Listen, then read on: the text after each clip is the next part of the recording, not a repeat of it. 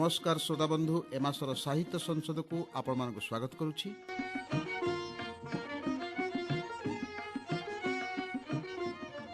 आज एथिरे स्थान पाइछि ऐतिहासिक नाटकर बलिष्ठ स्वर सुधाकर नंदनक सह कथावार्ता। आंतर्जातिक शांति कवि सम्मान रे सम्मानित प्रोफेसर के सच्चिदानंदଙ୍କ साधनार अंगीकार। दक्षिण एशियार साहित्य सम्मान रे सम्मानित कवि और लेखक डॉक्टर जयंत काइकिनीଙ୍କ सह कथावार्ता। कवि प्रोफेसर विष्णु महापात्रଙ୍କ सह टेलीफोन आलाप एवं कवि चिरश्री इंद्र सिंहଙ୍କର कविता उपस्थापन रे मु तरुणकांति राउत। এই ଅଗଷ୍ଟ ମାସ ସତରେ କ୍ରାନ୍ତିର ମାସ। এই ମାସରେ ଦୁଇ ଜଣ ମହାନ କାଳଜୟୀ ସ୍ରଷ୍ଟାଙ୍କର ଜନ୍ମତିଥି ଆମେ ପାଳନ କରିସାରିଛୁ।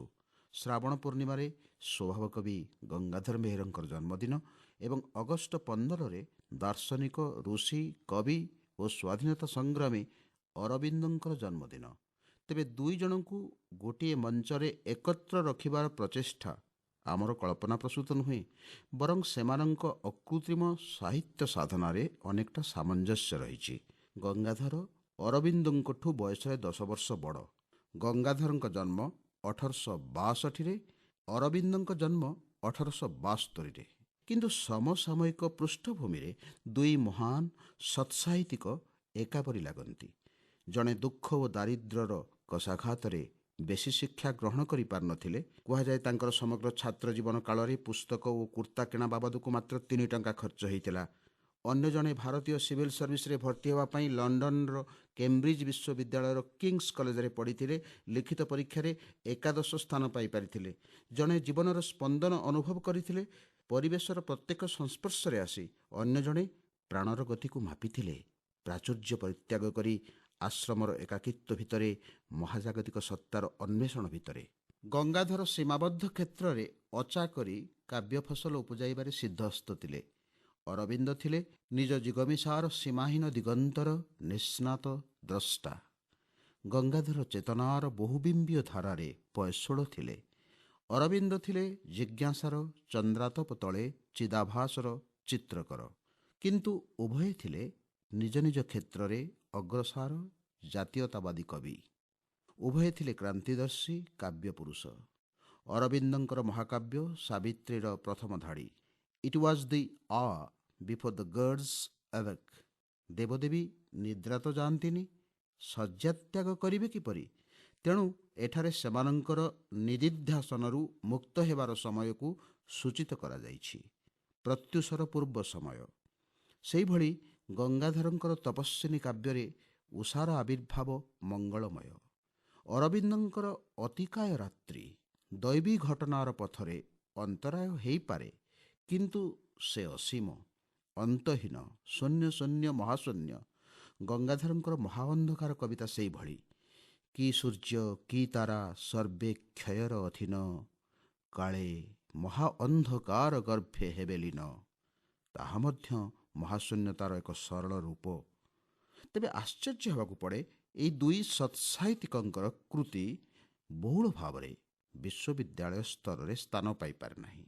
ଅରବିନ୍ଦଙ୍କ ଛୋଟ କବିତା ବିଶ୍ୱବିଦ୍ୟାଳୟର କୋର୍ ଇଲେକ୍ଟିଭ୍ ପର୍ଯ୍ୟାୟରେ ସାମିଲ, କିନ୍ତୁ ତାଙ୍କର ସାବିତ୍ରୀ କାବ୍ୟ ସ୍ନାତକୋତ୍ତର ଶ୍ରେଣୀରେ ସ୍ଥାନ ପାଇବା କାଁ ଭାଁ ଦେଖାଯାଏ।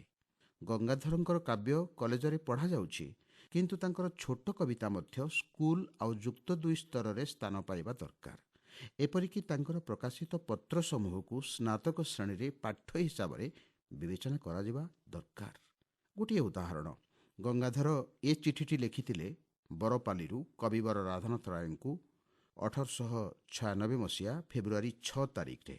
ପୂଜ୍ୟ ପଦେଷୁ ସବିନୟ ପ୍ରଣମାନନ୍ତର ନିବେଦନମିଦମ୍। ଯେଉଁ ମହାକାବ୍ୟ ଦେଖିବା ନିମନ୍ତେ ମୋହର ହୃଦୟ ଉତ୍କଣ୍ଠିତ ଥିଲା, ଚକ୍ଷୁ ଉତ୍ପକ୍ଷ୍ମ ହୋଇଥିଲା, ଆଶା ଉନ୍ମୁଖ ହୋଇଥିଲା, ତାହା ଅଚିରାତ ହସ୍ତଗତ ହେବାରୁ ଚିତ୍ତରେ ଯେଉଁ ଆନନ୍ଦ ଜାତ ହୋଇଅଛି, ତାହା ରତ୍ନ ଲାଭରେ ଦରିଦ୍ରର ଯେଉଁ ଆନନ୍ଦ ଓ ରାଜ୍ୟ ଲାଭରେ ରାଜ୍ୟଭ୍ରଷ୍ଟ ନୃପତିର ଯେଉଁ ଆନନ୍ଦ, ତାକୁ ସହଜରେ ଉପହାସ କରିପାରିବ। ସମୟ ସମୟରେ ଏପରି ଆନନ୍ଦ ଲାଭରେ ମାନବ ଜୀବନକୁ ଚରିତାର୍ଥ ମଣିବାକୁ ହୁଏ। ବିଶେଷରେ ମଦ୍ବିଧ ବ୍ୟକ୍ତିର ଜୀବନକୁ। ମୋହ ପରି ବ୍ୟକ୍ତି ମହାଯାତ୍ରା ମହାକାବ୍ୟ ସମ୍ବନ୍ଧରେ କିଛି କହିବାଟା ନିଜର ପାଗଳତା ପ୍ରକାଶ ବ୍ୟତିରେକେ କିଛି ନୁହେଁ। ତଥାପି କିଛି ନ କହି ତୁନି ହୋଇ ରହିପାରିବା ସ୍ୱଭାବ ବିରୁଦ୍ଧ ଅଟେ। ହେଲେ ହେଁ ଆପଣଙ୍କ ପରି ମହାନୁଭବଙ୍କ ଆଗରେ କହିବା ଯୁକ୍ତିସଙ୍ଗତ ନୁହେଁ। ମହାଯାତ୍ରା, ଯଜାତି କେଶରୀ, ପାର୍ବତୀ ପ୍ରଭୃତି ଭବତ୍ପ୍ରଣୀତ କାବ୍ୟମାନଙ୍କ ସମ୍ବନ୍ଧରେ ମୋର ଯେଉଁ ଆନ୍ତରିକ ମତ, ତାହା ମୋର ସମଶ୍ରେଣୀୟ ଅଳ୍ପ ଶିକ୍ଷିତ ଲୋକଙ୍କ ନିକଟରେ ପ୍ରକାଶ କରିଥାଏଁ ଓ ଶିକ୍ଷିତ ଲୋକମାନଙ୍କ ନିକଟରୁ ସେମାନଙ୍କର ମତ ସଶ୍ରଦ୍ଧ ଶୁଣିଥାଏ। ଆପଣଙ୍କର ଆଶୀର୍ବାଦରୁ ମୁଁ କୁଶଳରେ ଅଛି।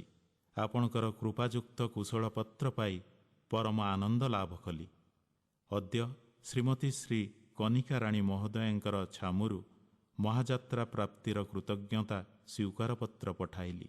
କିମ୍ ଅଧିକମ୍ ଇତି କୃପାକୃତ ଶ୍ରୀ ଗଙ୍ଗାଧର ମେହେର। ଅବନି ଗରଭେ ରହିଛି ପୁରୀ ପ୍ରଚୁର ଜଳ, ତେତେ ବାହାରିବ ଖଳିବ ଯେତେ ପ୍ରକାଶୀ ବଳ।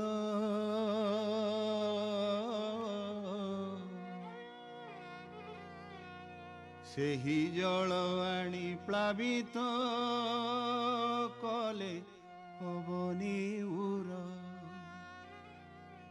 ଫଳମୂଳ ଶାକ ଅଳପ ବୀଜେ ମିଳେ ପ୍ରଚୁର।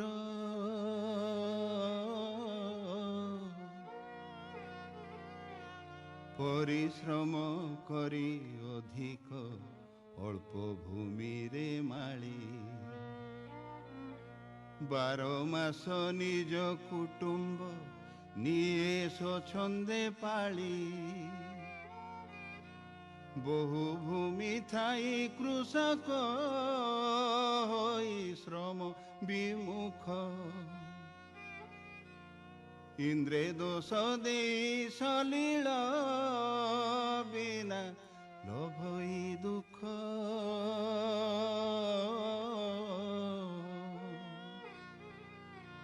ଇନ୍ଦ୍ର ଦତ୍ତ ଜଳ ଯତନେ ପୁଣି ରଖଇ ନାହିଁ, ଜଳାଭାବ ବେଳେ ଶତ୍ରୁଷ୍ଣେ ଥାଏ ଶୂନକୁ ଚାହିଁ। ଅଳସ ଲୋକର ପାଖକୁ ନ ପୋଷଇ ସମ୍ପଦ, ମଧୁ ଆସି ମୁଖେ ନ ପଶେ ଶୋଇଥିଲେ ଷଟ୍ପଦ।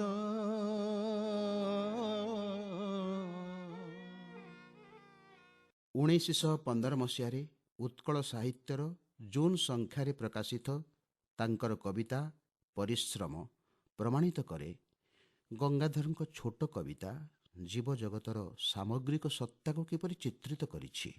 ଏହା ହିଁ ଆଜିର ସମ୍ପାଦକୀୟ।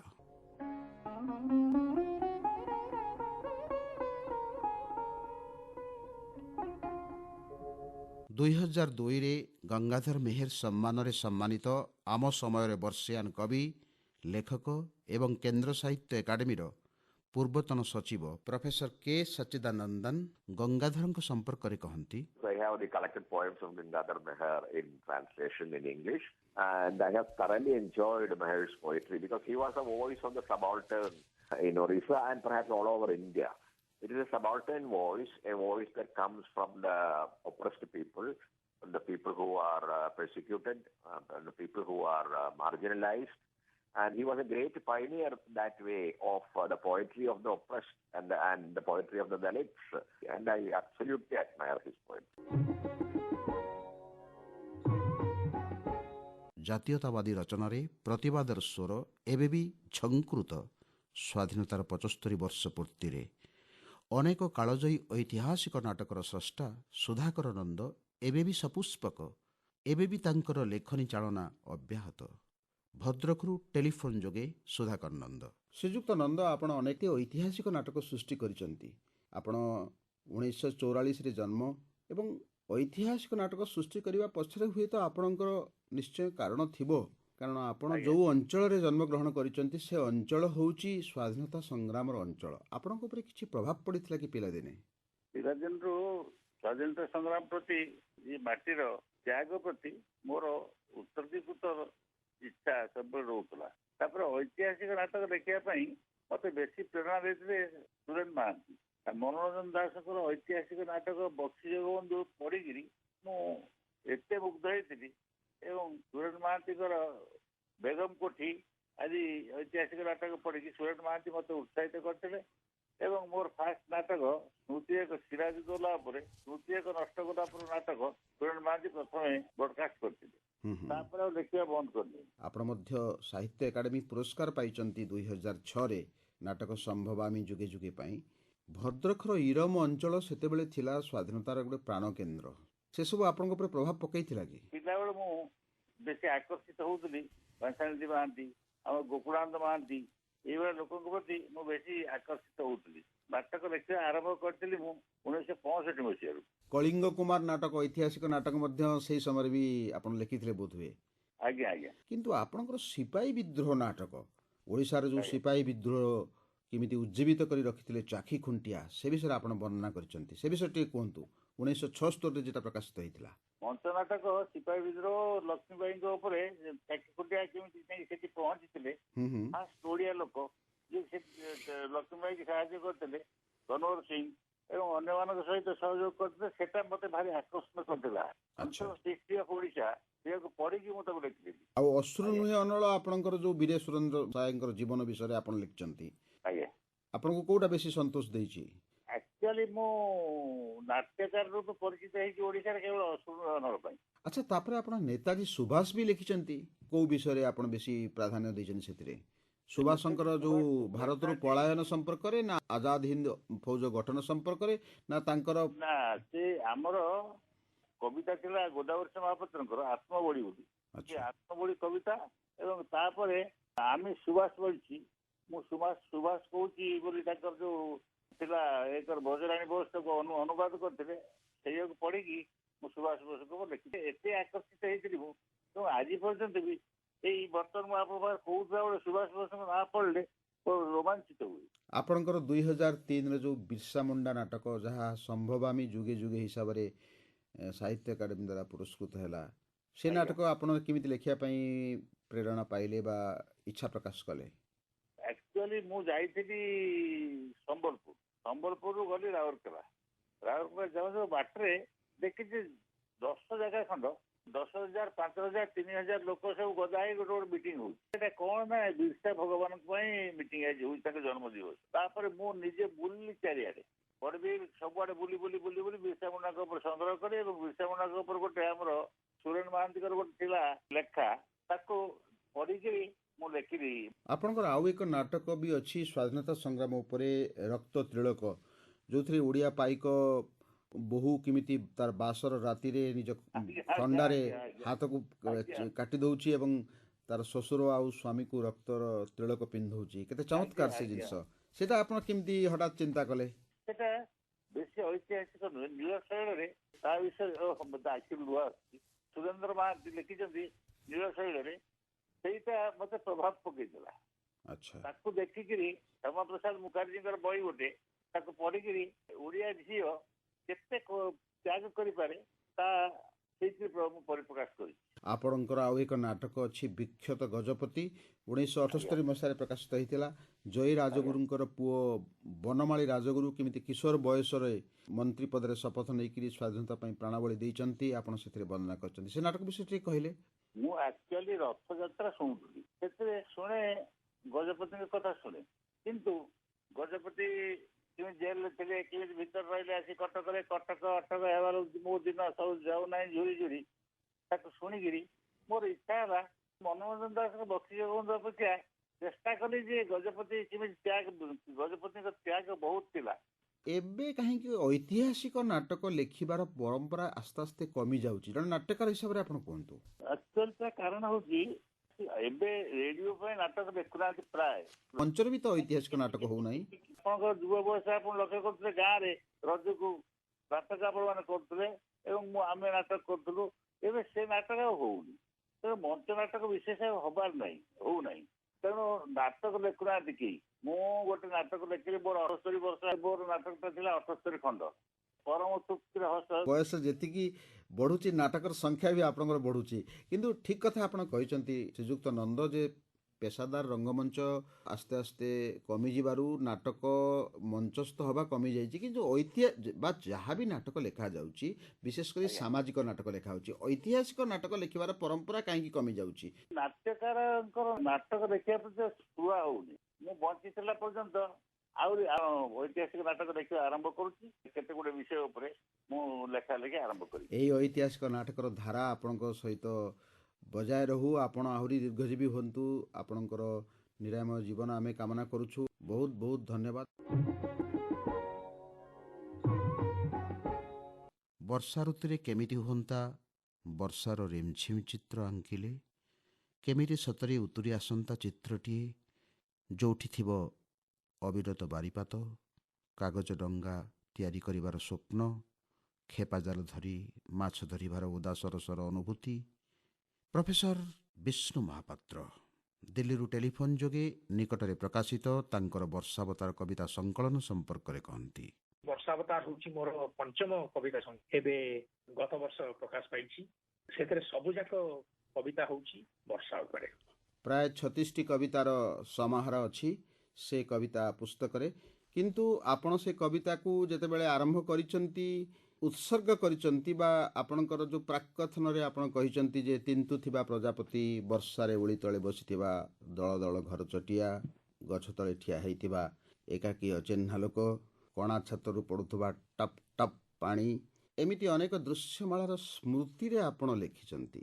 କାରଣ ଆମେ ସମସ୍ତେ ଉତ୍ସର୍ଗ ପୃଷ୍ଠାଟି ଦେଖିବା ବହୁତ ବହିରେ ସବୁଥିରେ କୌଣସି ବ୍ୟକ୍ତିକୁ ଆମେ ଉତ୍ସର୍ଗ କରିଥାଉ, ନହେଲେ କୌଣସି ଭଗବାନଙ୍କୁ ଉତ୍ସର୍ଗ କରିଥାଉ, ଦେବୀକୁ ଉତ୍ସର୍ଗ କରିଥାଉ। ମୁଁ ବି ସେମିତି ବହୁତ ଅନ୍ୟ କବିତା ବହିରେ ଉତ୍ସର୍ଗ ସବୁ ବିଭିନ୍ନ ବ୍ୟକ୍ତିଙ୍କୁ ହେଇଛି, ପରିବାରର କିଛି ଲୋକଙ୍କୁ ହେଇଛି, ବନ୍ଧୁମାନଙ୍କୁ ହେଇଛି। ଏଥିରେ କାହାର କିଛି ନିର୍ଦ୍ଦିଷ୍ଟ ଜିନିଷ କିଛି ନାହିଁ। ଯେମିତି ଗୋଟେ ଟପ୍ ଟପ୍ ପଡୁଥିବା ପାଣି କଣା ଛାତରୁ, ଯେମିତି ଘର ଚଟିଆ, ତା ଅର୍ଥ କହିବା କଥା ଯେ ଏ ସୃଷ୍ଟିରେ ଯାହାକୁ ଆମେ ଉତ୍ସର୍ଗ କରିବା ସେ ସବୁ କେବଳ ମନୁଷ୍ୟ ପଦବାଚୀ ନୁହନ୍ତି, ସେମାନେ ବି ପ୍ରକୃତିର ଅଂଶ। ଯେମିତି ଆମେ ପ୍ରକୃତିର ଅଂଶ, ସେମିତି ସେ ଉତ୍ସର୍ଗରେ ସେ ଜିନିଷଟା ଫୁଟି ଆସିଛି ବୋଲି ମୋର ଧାରଣା। କିନ୍ତୁ ଆପଣଙ୍କ କବିତାରେ ଆପଣ ପ୍ରକାଶ କରିଛନ୍ତି ବର୍ଷା କ୍ଲିବ ପ୍ରକୃତି ନୁହେଁ, ବର୍ଷା ଆମ ଭିତରର, ଆମ ବାହାରର, ଆମ ସହିତ ବର୍ଷା ଏକ ଚରିତ୍ର। ଆମର ପ୍ରକୃତି ସହ ସମ୍ପର୍କ ବହୁତ ପରିମାଣରେ କମ୍ ହେଇଯାଇଛି। ସେଇଥିପାଇଁ ମଣିଷ ଆଉ ପ୍ରକୃତି ଭିତରେ ଗୋଟେ କାନ୍ଥ ତିଆରି କରିଦେଇଛି। ଆଉ ଗୋଟେ କଣ କରୁଛୁ, ପ୍ରକୃତିକୁ ଡମିନେଟ୍ କରିବା ପାଇଁ, ପ୍ରକୃତିକୁ ବ୍ୟବହାର କରିବା ପାଇଁ ଆମେ ସଦା ସର୍ବଦା ମନୋରଞ୍ଜନ ପାଇଁ, ଆମର ଆମୋଦ ପ୍ରମୋଦ ପାଇଁ, ଆମର ଆର୍ଥିକ ପ୍ରଗତି ପାଇଁ, ଆମର ସବୁ ଜିନିଷ ପାଇଁ ପ୍ରକୃତିକୁ ବ୍ୟବହାର କରିବା। ଏଇ ଯୋଉ ଗୋଟେ ପ୍ରକାର ଦୃଷ୍ଟିଭଙ୍ଗୀ, ଇଏ ଆମ ଆଧୁନିକତାର ଦୃଷ୍ଟିଭଙ୍ଗୀ କହିଲେ ହବ। ଆଧୁନିକତା ମାନେ ଯୋଉ ଇଣ୍ଡଷ୍ଟ୍ରିଆଲ ମଡର୍ଣ୍ଣିଟିର ଦୃଷ୍ଟିଭଙ୍ଗୀ କହିଲେ ଅତ୍ୟୁକ୍ତି ହବ ନାହିଁ। ଆଉ ଏଇ କବିତା ସେଇ ଦୃଷ୍ଟିଭଙ୍ଗୀର ବିରୁଦ୍ଧରେ କୁହନ୍ତୁ କି ତାର ବିପକ୍ଷରେ ଅଣ୍ଟା ଭିଡ଼ି ଠିଆ ହେଇଛନ୍ତି। ଏଇଟା ଗୋଟେ ସାମଗ୍ରିକ ଦୃଷ୍ଟିଭଙ୍ଗୀ ହେବା ସମ୍ଭବ ନୁହେଁ। ଯେମିତି ଥରେ ଦାର୍ଶନିକ ଜଣେ ପଚାରିଲେ, କେବେ ଆମେ ପ୍ରକୃତିକୁ ପ୍ରାକୃତିକ ସମ୍ପଦରେ ପରିବର୍ତ୍ତନ କରିଦେଲେ? ଯେତେବେଳେ ଆମକୁ ଗୋଟେ କେବଳ ସମ୍ପଦ ହେଇଗଲା, ଯାହାକୁ ବ୍ୟବହାର କରିହବ, ଯାହାକୁ ଭାଙ୍ଗି ରୁଚି ହବ, ତାକୁ ବିକି ହବ, ଯାହାର କେତେ ଗୋଟେ ଆର୍ଥିକ ମୂଲ୍ୟାଙ୍କନ ହେଇପାରିବ, ଯାହା କେବଳ ସେଇ ଦୃଷ୍ଟିଭଙ୍ଗୀକୁ ଯେ କେତେ ଲିମିଟେଡ, ଏଇ କେତେ ସୀମିତ, ଏଇ କବିତା ବହିର ପୃଷ୍ଠଭୂମି କହିଲେ ଅତ୍ୟୁକ୍ତି ହବ ନାହିଁ। ଆପଣଙ୍କ କବିତା ବହିରେ ସକ୍ରେଟିସ୍ ଅଛନ୍ତି, ଆମ୍ବେଦକର ଅଛନ୍ତି, ତେଣୁ ଆମେ ଭାବୁଛୁ ସମସାମୟିକ ଜୀବନର ଚିତ୍ର ଏଥିରେ ଫୁଟି ଉଠିଛି। ଆଉ ସମସାମୟିକ ଚେତନାକୁ ପ୍ରତିବିମ୍ବିତ ମଧ୍ୟ କରିଛି ପ୍ରତ୍ୟେକ ପୃଷ୍ଠା। ଘଟଣାଟି ଏମିତି ଯେ ଆପଣ ଯେଉଁ କଥା କହିଛନ୍ତି, ମୋତେ ଲାଗୁଛି ଯେଉଁ ଆମେ ଆଜି ସ୍ଲୋଗାନ ଦେଉଛୁ ଜଳବାୟୁ ପରିବର୍ତ୍ତନ ସମ୍ପର୍କରେ, କାର୍ବନ ରିଡକ୍ସନ ସମ୍ପର୍କରେ, ତ ସେହି ସମୟରେ ବର୍ଷାର ତିନ୍ତୁଥିବା ପ୍ରଜାପତି କଥା ଆମର ମଧ୍ୟ ଭାବିବା ଦରକାର। ଆପଣ ସେଇ କଥା ଆମକୁ ମନେ ପକାଇ ଦେଇଛନ୍ତି। କିନ୍ତୁ ଆପଣଙ୍କର ବର୍ଷା ଯେଉଁ ଅବତାର ଗ୍ରହଣ କରୁଛି, ସେ କେଉଁ କଳ୍ପରେ ପାକଳ ହେବ? ଆପଣ ତ ବର୍ଷାର ସ୍ୱପ୍ନ ଦେଖିଛନ୍ତି। କେଉଁ ଶତ୍ରୁର ଆହ୍ୱାନରେ ସେ ବର୍ଷା ଆସିବ ଆଉ ପ୍ରଗାଢ଼ ହେବ ତାର ପରିଚୟ?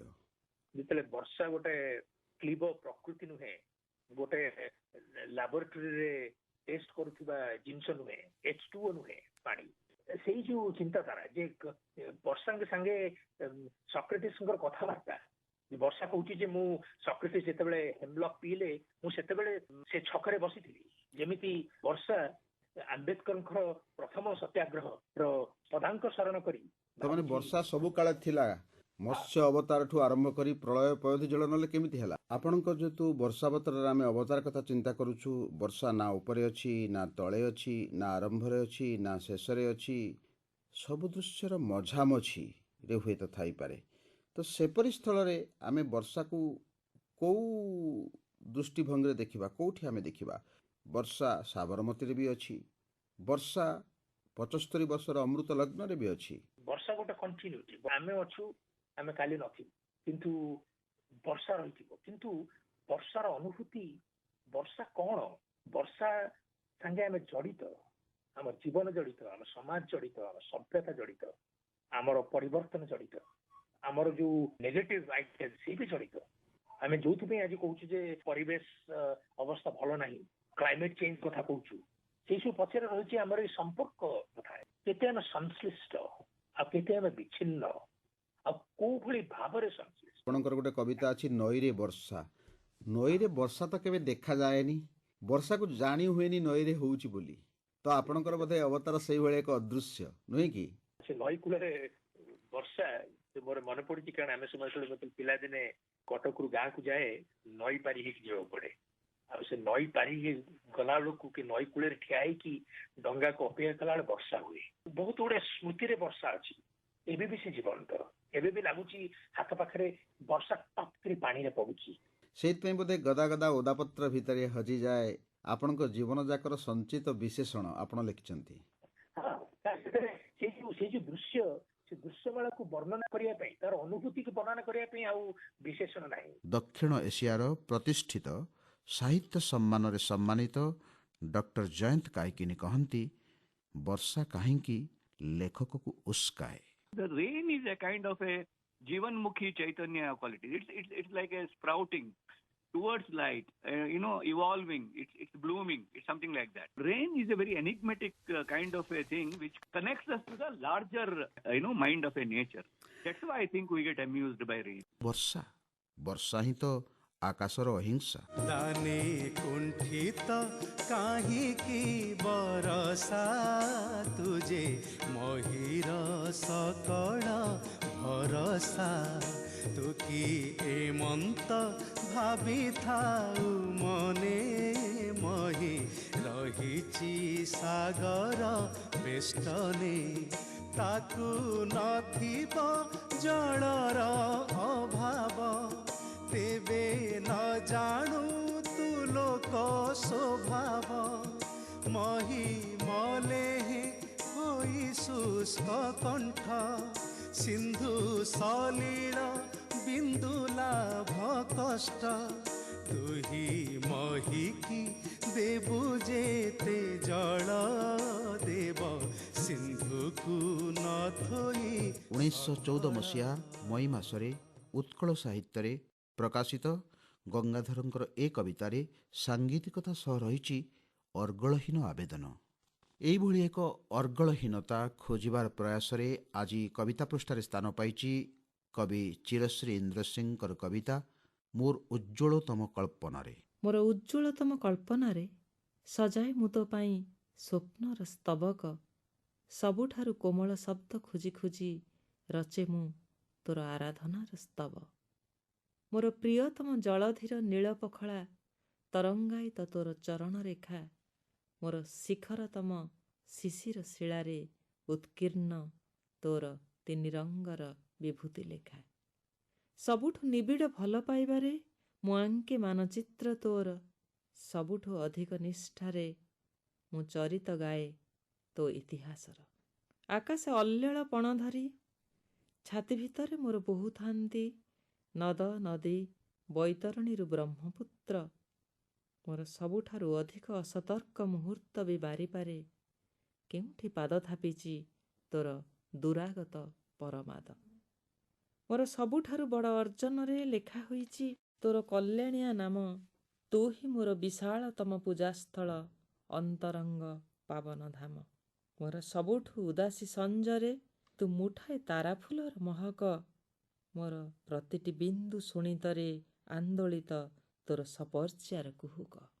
ମୋର ସବୁଠୁ ଅନ୍ଧାର ଦିନରେ ଦିଗବାରିଣୀ ତୋର ବର୍ତ୍ତମାନ, ମୋର ସଂକ୍ଷିପ୍ତତମ ପରିଚୟ ତୋର ବରାଭୟ ଆଶ୍ରୟରେ। ତୃପ୍ତ ମୁଁ, ବ୍ୟାପ୍ତ ମୁଁ, ବ୍ୟସ୍ତ ମୁଁ, ବିହ୍ୱଳ ମୁଁ, ବ୍ରତଧାରୀ ତୋର ଜଣେ ସେବକ ସନ୍ତାନ, ମୋର ସଂକ୍ଷିପ୍ତତମ ପରିଚୟ। ମୋର ଗୋପନତମ ଅଭିଳାଷରେ ତୋର ରାଜରାଜେଶ୍ୱରୀ ବିଶ୍ୱ କଲ୍ୟାଣୀ ବେଶ, ମୋର ଗହନ ନିଦର ଗହୀରରେ ତୋର ଆଲୋକିତ ଦଶ ଦିଶ। ତୋର ଜନଗଣମନ ଗାନରେ ମୁଁ ଅବିଚ୍ଛିନ୍ନ ଏକ ବିନୀତ ବିଭୋର ସ୍ୱର। ମୁଁ ପ୍ରାଣଚଞ୍ଚଳ ଦାୟିତ୍ୱଶୀଳ ଚିରକାଳ ଲୋଡ଼ୁଥାଏ ମୁଁ ଖୋଜି ଆଣିବି ତୋ ପାଇଁ ଚନ୍ଦନ ଶାଖାରେ ଅଟକି ଯାଇଥିବା ପବନ, ଭାତହାଣ୍ଡି ତଳେ ଜଳିବାକୁ ଥିବା ନିଆଁ, ବସୁଧାକୁ କୁଟୁମ୍ବ ସ୍ୱୀକାର କରୁଥିବା ବନ୍ଧୁପଣ, ବାଲିର ପାହାଡ଼ ତଳେ ଲୁଚି ରହିଥିବା ମରୁଝର। ଜନନୀ ଜନ୍ମଭୂମି, ଜନନୀ ଜନ୍ମଭୂମି, ତୋର ଜନଗଣମନ ଗାନରେ ଏକାକାର ମୁଁ ଏକ ବିନୀତ ବିଭୋର ସ୍ୱର, ଏକାକାର ମୁଁ ଏକ ବିନୀତ ବିଭୋର ସ୍ୱର।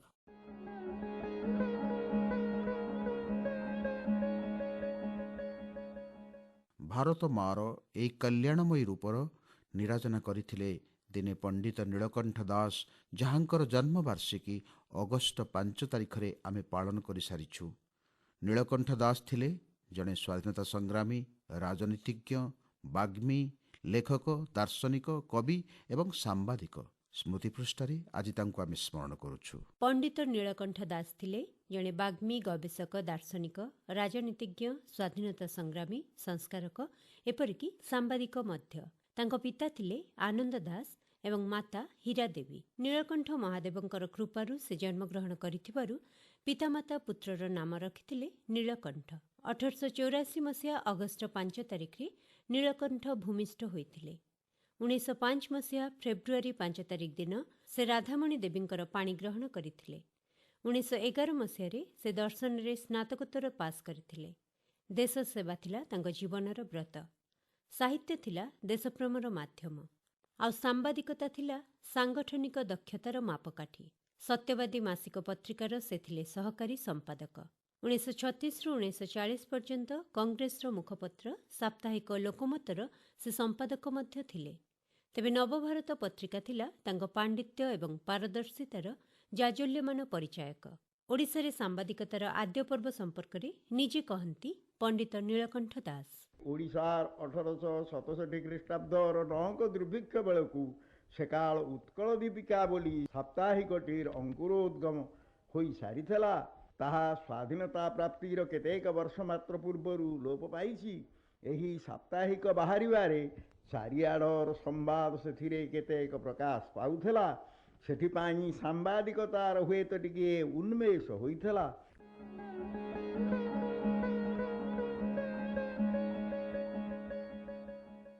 ଅଗଷ୍ଟ 25 ତାରିଖରେ କବି ରାଧାମୋହନ ଗଡ଼ନାୟକଙ୍କର ଜନ୍ମବାର୍ଷିକୀ।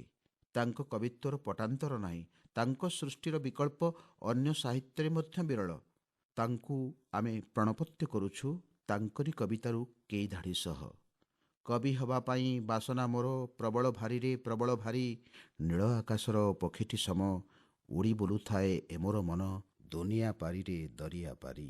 ମୋ କବିତା ଯଦି ବୁଝି ହେଉନି ମୁଁ 10 ଥର ବୁଝେଇବି ତୁମକୁ। କାହିଁକି ନା ସେ ହେଉଛି ପାଠକକୁ ସେ ଯେଉଁ ସମ୍ମାନ ଦିଏ କାହା ପାଇଁ ଲେଖୁଛି। ସେ କହୁଛି ଯଦି ପାଠକ ମୋର ନ ବୁଝିଲା, ପାଠକ ଯଦି ଅବବୋଧ ନ କଲା, ତାହେଲେ ମୋର କବିତାର ମୂଲ୍ୟ କ'ଣ?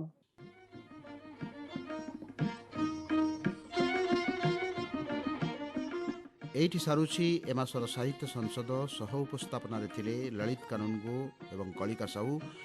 ପୁଣି ଆର ମାସର ତୃତୀୟ ମଙ୍ଗଳବାର ରାତି 9:30। ନମସ୍କାର।